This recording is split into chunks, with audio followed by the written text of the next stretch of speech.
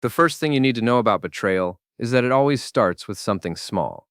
A phone buzzing at midnight, a credit card statement with charges you don't recognize, a lipstick shade on a wine glass that your wife hasn't worn in years. My name is David Mitchell, and I'm 49 years old. I run a small accounting firm in Millbrook, Ohio, one of those Rust Belt towns that peaked sometime around 1985 and has been sliding downhill ever since. I've been married to Marta for 23 years, and until 3 months ago, I thought we had a decent life together. Not perfect, but decent. We had our house, our routines, our shared complaints about the neighbors and the weather.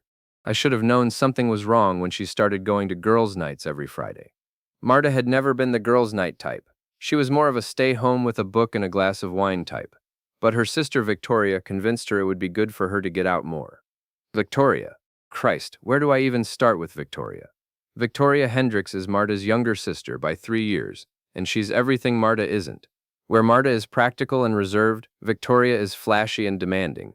Where Marta worked her way up to creative director at a small advertising agency through years of grinding it out, Victoria married rich twice and divorced richer both times. She lives in a downtown condo that costs more per month than most people make in a year, drives a BMW that she replaces every 2 years, and has opinions about everything from wine to politics to how other people should live their lives. The worst part? She's been staying with us for the past 6 months while she figures things out after her latest divorce. 6 months of her leaving dirty dishes in the sink, hogging the bathroom, and treating our house like her personal hotel.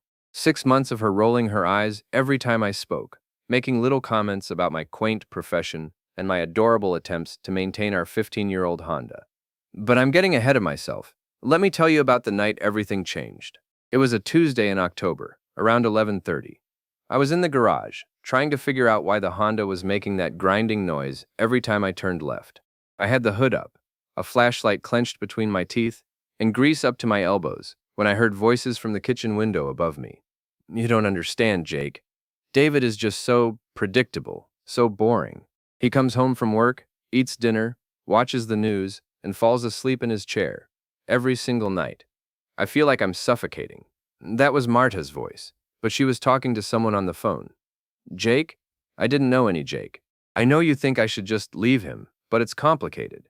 We have the house, the business, and Victoria says I need to be smart about this. Strategic. My blood went cold. Strategic about what? No, he doesn't suspect anything. David's not exactly the suspicious type. He trusts everyone, which is probably why his business barely breaks even. He's too nice for his own good. I set down my wrench very carefully and moved closer to the window. Victoria thinks we should wait until after the holidays to make any big moves. She says timing is everything in these situations. She should know. She's been through this twice. There was a pause, and then Marta laughed. It wasn't her usual laugh, the one I'd been hearing for over 2 decades. This was different, lighter, younger, somehow. I miss you too. Friday can't come soon enough. David thinks I'm going to book club with Victoria, but we both know where I'll really be. Book club? Jesus Christ. All those Friday nights, she'd been coming home talking about whatever novel they'd supposedly discussed. I'd even bought her a few of the books she'd mentioned, trying to show interest in her hobbies. I have to go. Victoria's coming back from her yoga class, and she'll want to debrief about today's plan. You know how she is about planning everything down to the minute. Plan? What plan? I heard her footsteps moving away from the kitchen, and a few minutes later, Victoria's BMW pulled into our driveway. I watched from the garage as she got out, not a hair out of place despite supposedly coming from yoga. She was wearing a designer workout outfit that probably cost more than my monthly mortgage payment. She walked into the house like she owned it, which, given how things had been going lately, she might as well have. I heard the two of them talking in low voices in the living room, but I couldn't make out the words. I stood there in the garage for a long time, wrench still in my hand, trying to process what I'd just heard. 23 years of marriage.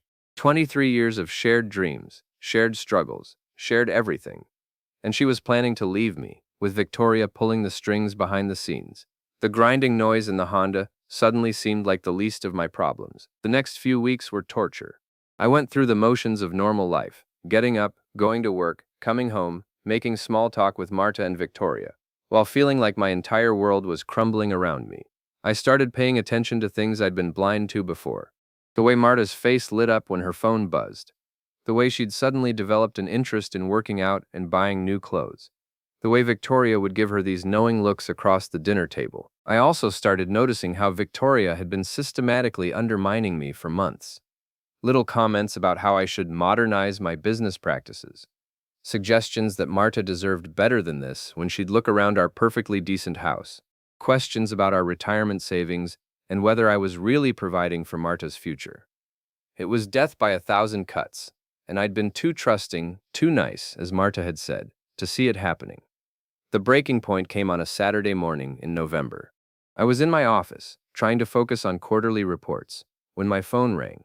It was Tom Bradley, one of my oldest clients, and someone I'd considered a friend for over 15 years. "Dave, we need to talk," he said without preamble. "Sure, Tom. What's up?" "I'm switching to a new accounting firm. I wanted to tell you personally, rather than just sending a letter." I felt like I'd been punched in the stomach. Tom's construction company was one of my biggest accounts. "Can I ask why? If there's been a problem with my work?" "It's not your work, Dave. Your work has always been solid. It's just, look, I don't want to get in the middle of your personal business, but word around town is that things are pretty messy at home. Victoria Hendricks has been talking to people, saying that you're not handling your finances well, that your marriage is falling apart, and that it might affect your professional judgment." Victoria said what? "I'm sorry, Dave, I really am. But I can't afford to have my business associated with whatever this is. I hope you understand." I understood perfectly. Victoria wasn't just helping Marta plan her exit strategy. She was sabotaging my livelihood to make sure I couldn't fight back. After Tom hung up, I sat in my office for a long time, staring at the wall. Then I did something I'd never done before in my entire adult life. I started planning revenge. But first, I needed to know exactly what I was dealing with. I needed to find out who Jake was and how deep this betrayal went. That evening, while Marta was in the shower and Victoria was out at one of her mysterious appointments, I did something that would have been unthinkable to me just a few months earlier. I went through Marta's purse. I found a second phone hidden in a zippered compartment, a burner phone with only a few contacts. Jake Morrison was at the top of the list. I scrolled through their text messages, and each one felt like a knife to the chest. Jake: "Can't wait to see you Friday. I've missed having you in my arms." Marta: "David's working late again. Sometimes I wonder if he'd even notice if I just disappeared." Jake: "Soon you won't have to wonder. Victoria says everything's falling into place perfectly." Marta: "She's been amazing through all this. I don't know what I would have done without her guidance. She knows how to handle these situations." There were dozens of messages like this, going back months. They'd been planning this behind my back while I was making dinner, helping with household repairs, trying to be a good husband to a woman who was already gone. But the worst part wasn't the affair itself. It was realizing that Victoria had orchestrated the whole thing. She'd introduced Jake to Marta. She'd encouraged the relationship. She'd been coaching Marta on how to hide it and how to position herself for the divorce. Victoria hadn't just been freeloading in our house for 6 months. She'd been conducting psychological warfare. I put the phone back exactly where I'd found it and went to bed early, claiming a headache. Marta barely looked up from her laptop when I said goodnight. As I lay there in the dark, listening to her typing away, probably texting Jake, I made a decision that would have shocked the old David Mitchell, the nice guy who trusted everyone and always tried to do the right thing. The nice guy was dead. Victoria wanted to play games? Fine. But she was about to learn that she'd picked the wrong opponent. None mude. The next morning, I started my research. Jake Morrison turned out to be a creative director at Pinnacle Marketing, one of the big agencies downtown. 42 years old, divorced, no kids. He drove a silver Audi and lived in a high-rise condo in the trendy part of the city. His social media was full of photos of expensive dinners, weekend trips, and the kind of lifestyle that my accountant's salary could never provide. I understood the appeal. Jake represented everything I wasn't: flashy, sophisticated, financially successful in a way that showed. He was the kind of man Victoria would approve of for her sister. But understanding didn't make it hurt any less. I spent the next few days observing Marta and Victoria more carefully, and what I saw made me sick. They were treating me like a fool, barely bothering to hide their contempt. Victoria would smirk when I talked about work problems she'd helped create. Marta would check her phone constantly during dinner, smiling at messages I knew weren't from her book club. None. The final straw came on Thursday night. I was in the living room, pretending to watch TV while actually listening to Victoria and Marta talk in the kitchen. The Bradley account was just the beginning, Victoria was saying. I've been talking to some of the other wives in town. Amazing how quickly word spreads when you plant the right seeds. I feel a little bad about his business suffering, Marta said. But she didn't sound like she felt bad at all. Don't. This is about securing your future. David's been coasting for years, taking you for granted. A little professional pressure might actually motivate him to improve himself, or it might destroy him completely. Then he was never worthy of you in the first place. Jake would never let his business fail because he was too nice to fight back. That's when something inside me snapped. Not in an explosive way, more like a cold, calculated click. The nice guy who'd been trying to save his marriage died in that moment, and someone harder took his place. I stood up, walked into the kitchen, and looked at both of them with what I hoped was my usual mild expression. I'm going to Sam's gym for a while, I said. Don't wait up. Sam Rodriguez owned a boxing gym on the south side of town, the kind of place where serious fighters trained and weekend warriors like me came to hit heavy bags and pretend we were tough. I'd been going there sporadically for years, but tonight I had a different purpose. Sam, I said when I found him in his office, I need to ask you something, and I need you to be straight with me. Sam looked up from his paperwork. He was 65 years old, built like a fire hydrant, and had been training fighters for 40 years. He'd seen every kind of human drama play out in his gym. What's on your mind, Dave? If someone was systematically trying to destroy your life, your marriage, your business, your reputation, and they were doing it slowly, carefully, legally, what would you do? Sam leaned back in his chair and studied me for a long moment. This is about your wife and her sister, isn't it? I shouldn't have been surprised that he knew. In a town like Millbrook, everyone knew everyone else's business. Victoria's been making the rounds, Sam continued.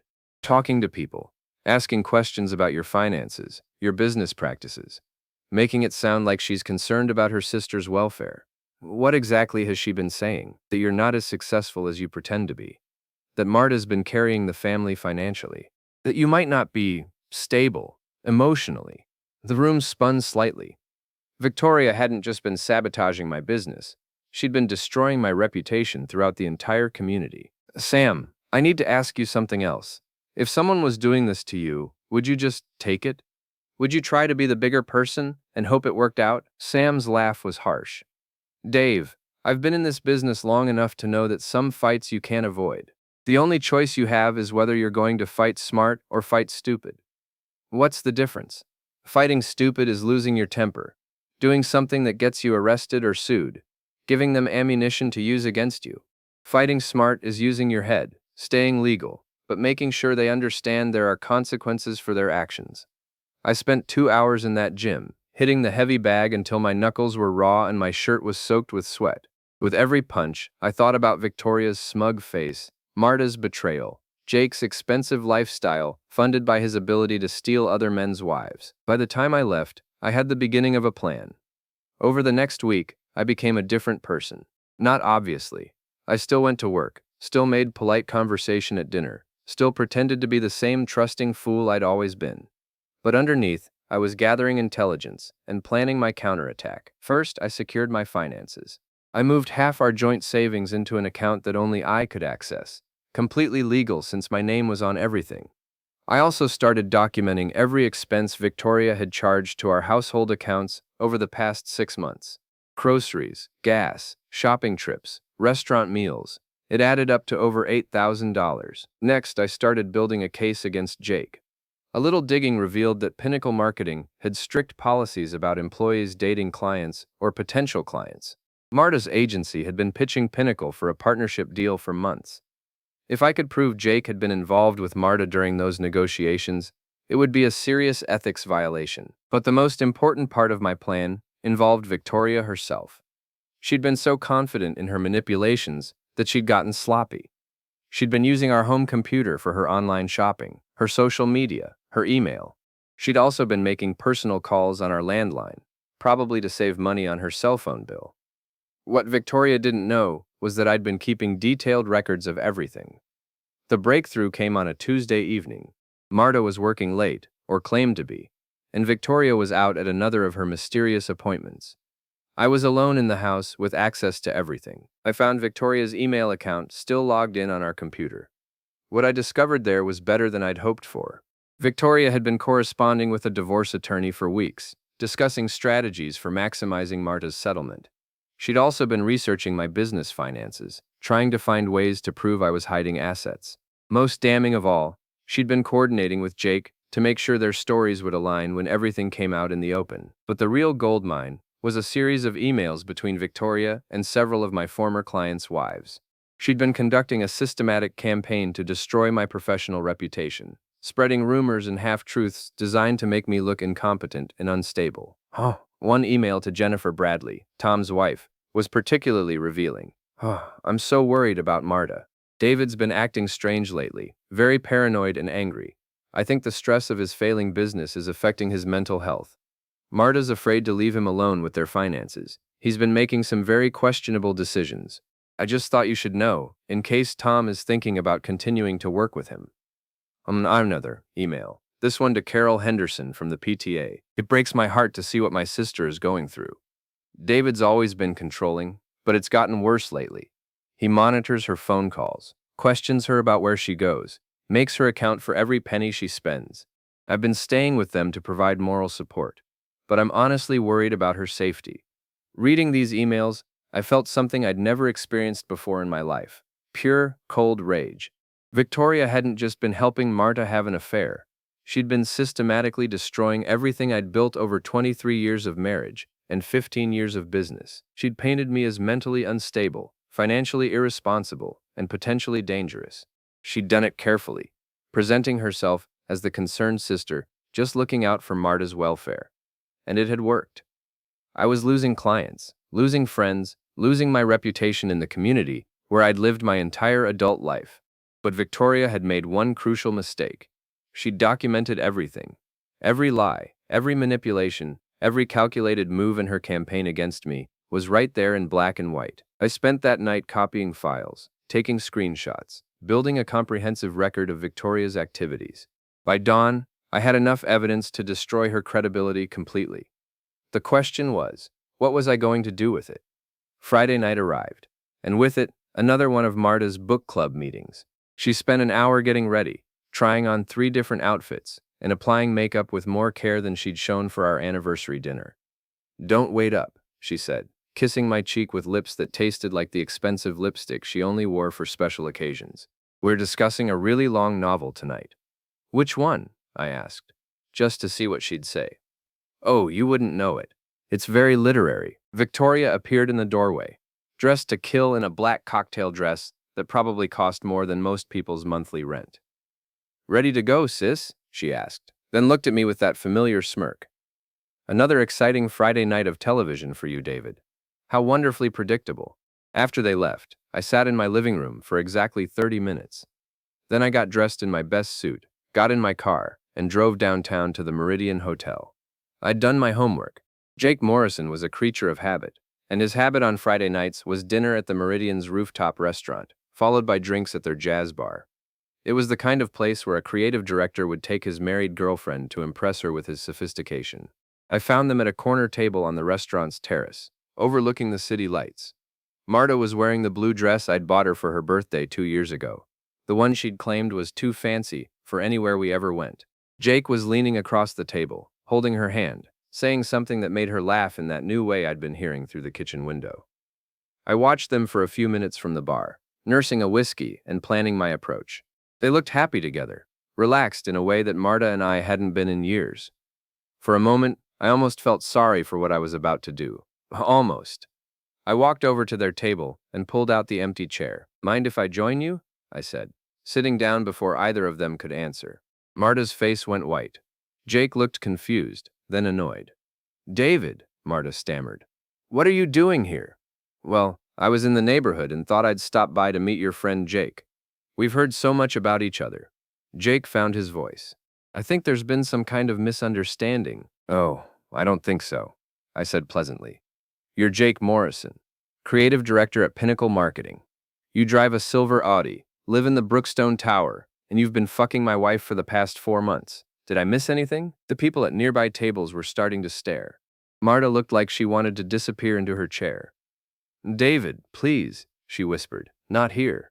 Where then, Marta? At home, where you and Victoria have been planning my destruction. At my office, which is failing because your sister has been spreading lies about me all over town. Where exactly would be a good place to discuss how my wife and her sister have been systematically ruining my life? Jake stood up, trying to look intimidating. Look, buddy, I think you need to calm down. I stood up too, and Jake took a step back. All those hours at Sam's gym had paid off. I was in better shape than I'd been in 20 years, and Jake was soft around the middle, in the way of men who spent their days in conference rooms. Sit down, Jake, I said quietly.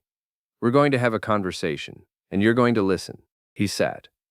Here's what's going to happen, I continued, my voice calm and conversational. Marta, you're going to go home and pack your things. You can stay with Victoria or Jake or whoever you want. I don't care. But you're going to be out of my house by Sunday night. David, you can't just… Yes, I can. It's my house. My name is on the deed, and I've been paying the mortgage for 15 years. You want to leave? Leave. But you don't get to live in my house while you're planning to divorce me. I turned to Jake. And you're going to stay away from my wife until this is legally resolved. I know about Pinnacle's ethics policies regarding client relationships. I also know that Marta's agency has been pitching you for partnership deals. One phone call to your HR department, and your career is over. Jake's face had gone pale. You can't prove anything. I pulled out my phone and showed him a photo I'd taken of one of Marta's text messages. Want to bet? What do you want? Marta asked, her voice barely audible. I want you to stop pretending this is something it isn't. You want out of our marriage? Fine. But you don't get to destroy me on your way out the door. And you don't get to let your sister turn me into the villain in your story. I stood up and dropped a 20 on the table. Enjoy your dinner, I said. And Marta, when you get home tonight, you might want to ask Victoria about her emails to my former clients. I think you'll find them very educational. I walked away, leaving them sitting there in stunned silence. My hands were shaking, but I felt more alive than I had in months. The war was just beginning. I got home before Marta and Victoria, which gave me time to prepare for what I knew would be the confrontation of my life. I printed out copies of Victoria's emails, organized them chronologically, and placed them in neat stacks on the dining room table. Then I sat down with a beer and waited. They came through the door at 11:30, Victoria's voice carrying from the foyer, completely unhinged. The way he just appeared at the restaurant like some kind of stalker. She stopped talking when she saw me sitting at the dining room table. Hello, Victoria, I said. We need to talk. Marta looked like she'd been crying. Her makeup was smudged, and the blue dress was wrinkled. David, about tonight. Tonight was just the opening act, I said. The real show starts now. Victoria, please sit down. Victoria crossed her arms and stayed standing. I don't think I like your tone, David. I don't really care what you like anymore, but you're going to want to sit down for this. I picked up the first stack of papers and began reading aloud. Email from Victoria Hendricks to Jennifer Bradley, dated October 15th. I'm so worried about Marta. David's been acting strange lately, very paranoid and angry. Victoria's face went white. Email from Victoria Hendricks to Carol Henderson, dated October 20th. David's always been controlling, but it's gotten worse lately. He monitors her phone calls, questions her about where she goes. David, Marta said, what is this? This is your sister's campaign to destroy my reputation and my business. 6 months of lies, manipulation, and character assassination, all documented in her own words. I kept reading. Email after email, lie after lie. Each one carefully crafted to make me look unstable, incompetent, or dangerous. Victoria had been thorough. She'd contacted the wives of at least a dozen of my clients, plus several of Marta's coworkers, neighbors, and friends. When I finished, the room was silent, except for the sound of Victoria's rapid breathing. You went through my private emails, she finally said. That's illegal. Actually, it's not. You used my computer, on my internet connection, in my house. Legally, I had every right to access anything on that machine. But that's not the point. The point is that you've been systematically destroying my life for 6 months, and now everyone's going to know about it. What do you mean? Marta asked. I picked up another stack of papers. These are copies of every email Victoria sent, along with documentation of every lie she told, and every client I lost because of her interference. Tomorrow morning, I'm going to start making some phone calls. I'm going to tell everyone exactly what Victoria has been doing and why. You can't, Victoria said, but her voice lacked conviction. I can, and I will. You wanted to play games with my reputation? Fine. Let's see how your reputation holds up when everyone knows what kind of person you really are. I turned to Marta. And you're going to help me. What? You're going to call everyone Victoria contacted and tell them the truth. You're going to explain that your sister manipulated you into having an affair, that she coached you on how to hide it, and that she lied about me to justify her actions. I can't do that. Then you can explain it to a divorce attorney, because I'm filing for divorce on Monday morning, and all of this is going into the court record. Victoria's emails, your text messages with Jake, documentation of every dollar Victoria has cost me personally and professionally. It's going to be a very public, very messy divorce, and everyone in this town is going to know exactly what happened. Victoria finally sat down, her legs seeming to give out beneath her. Or, I continued, you can help me set the record straight. You can tell people the truth about what happened. Victoria can pack her things and leave town, and we can handle this divorce quietly and civilly. You're blackmailing us, Victoria said. I'm offering you a choice. The same choice you offered me when you decided to destroy my life. Except I'm being honest about it. Marta was crying now, mascara running down her cheeks. I never meant for it to go this far, Victoria said. Victoria said what she needed to say to get what she wanted. The question is, what do you want now? The silence stretched for several minutes. Finally, Marta looked up at me. What exactly are you asking me to do? I'm asking you to be honest for the first time in 6 months. I'm asking you to admit that Victoria orchestrated this whole thing, that she lied about me to justify breaking up our marriage, and that she's been using both of us to get what she wants. And what does Victoria want? I looked at Victoria, who was staring at her hands. Why don't you ask her? But Victoria didn't answer. She just sat there, looking smaller and more defeated than I'd ever seen her. She wants control, I said finally. She wants to be the most important person in your life. She can't stand that you chose me over her 23 years ago, and she's been waiting for her chance to fix that mistake ever since. Marta looked at her sister, and for the first time, I saw doubt in her eyes. Victoria, is that true? Victoria looked up, and I saw something I'd never seen before. Shame. I just wanted what was best for you, she said quietly. No, I said. You wanted what was best for you, and you were willing to destroy 2 lives to get it. The reckoning had begun. The next morning, Victoria was gone. She'd packed her things sometime before dawn, and left without saying goodbye to either of us. Her BMW was no longer in our driveway, and the guest room looked like it had been stripped clean. Marta and I sat at the kitchen table, drinking coffee in silence. She looked exhausted, older somehow, as if the events of the previous night had aged her years in a matter of hours. I need to call Jake, she said finally. To break it off? She nodded. Victoria was right about one thing. I was suffocating in this marriage. But she was wrong about everything else. The affair, the lies, the way she manipulated both of us. That's not who I want to be. So what do you want? Marta was quiet for a long time. I want to try to fix this, if you'll let me. I looked at my wife of 23 years, really looked at her, and tried to figure out if what I was seeing was genuine remorse or just another manipulation. The problem was, I wasn't sure I could trust my own judgment anymore. It's going to take time, I said finally. And it's going to take work, real work, not just promises. I know. And Victoria can never come back. Not for holidays, not for emergencies, not ever. She's toxic, and she nearly destroyed us. And I understand, and you're going to help me rebuild what she tore down. My business, my reputation, my relationships with people in this town. You're going to make phone calls, write letters, whatever it takes. Yes. I studied her face, looking for signs of deception or resentment. What I saw instead was something I hadn't seen in years, the woman I'd married, the one who'd gotten buried under Victoria's influence and her own dissatisfaction with our ordinary life. Okay, I said, let's try. The next few weeks were the hardest of my life. Marta kept her word. She broke things off with Jake, called everyone Victoria had contacted, and helped me begin the process of repairing my damaged reputation. Some people were understanding, others weren't. Tom Bradley agreed to give me another chance, but several other clients were gone for good. Jake Morrison, as it turned out, wasn't as tough as he'd pretended to be. When Marta ended their relationship and I made it clear that I had evidence of his ethics violations, he panicked. He ended up leaving Pinnacle Marketing and moving to another city, claiming he'd gotten a better job offer. I never found out if that was true, and I didn't care. Victoria, meanwhile, had disappeared completely. She wasn't answering her phone. Her social media accounts had gone silent, and even Marta didn't know where she'd gone. It was as if she'd simply evaporated, leaving behind nothing but the wreckage of her manipulations. Do you think she planned this whole thing from the beginning?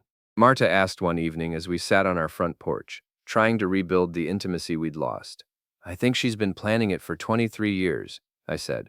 I think she never forgave you for choosing me over her, and she's been waiting for her chance to break us up ever since. She's my sister.